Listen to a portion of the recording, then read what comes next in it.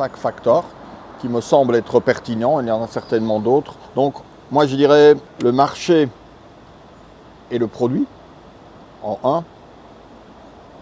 En 2, le team, l'équipe.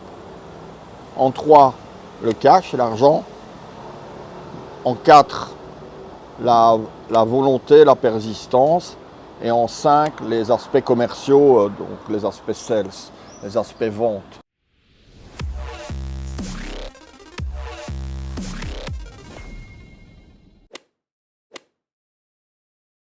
En résumé, marché-produit, pour moi, c'est évident que le produit doit être adapté à l'époque, ou le service, et il faut se situer dans un marché. Donc, si on est trop en retard ou trop en avance, on a un problème. Au niveau du team, c'est vrai que si on démarre tout seul, le team c'est soi-même. Maintenant, si on doit recruter ou en tout cas s'associer avec des partenaires, eh bien, il faut avoir une bonne équipe et il faut surtout avoir des gens qui ont des qualités différentes.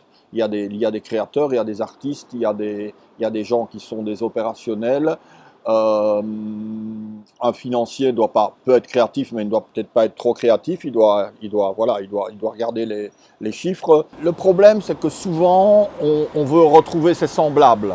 Et le problème, si on retrouve ses semblables, on exacerbe les qualités des gens, et on exacerbe leurs défauts. Donc, ce n'est pas nécessairement une bonne chose.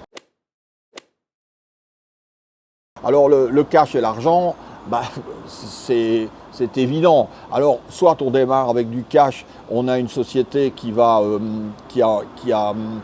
peu brûler de cash, ou alors on a peu de cash et automatiquement on doit avoir une stratégie qui fait que l'on va rentrer de l'argent, rentrer rapidement du cash flow, de manière à pas tout le temps user de l'argent, mais inévitablement avoir un peu d'argent au début, c'est utile.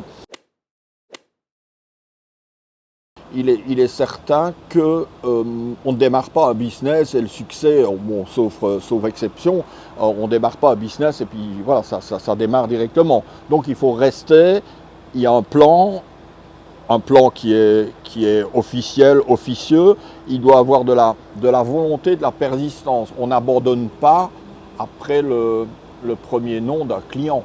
Hein. Donc, c'est certain qu'un premier prospect qu'on va contacter, quand on va lui proposer un produit ou un service, il va dire non. Et c'est là que la bagarre commence. Le sales, je veux dire, ça fait aussi partie de la persistance, mais c'est hyper important d'avoir des commerciaux ou avoir un service commercial, un service sales qui soit vraiment efficace.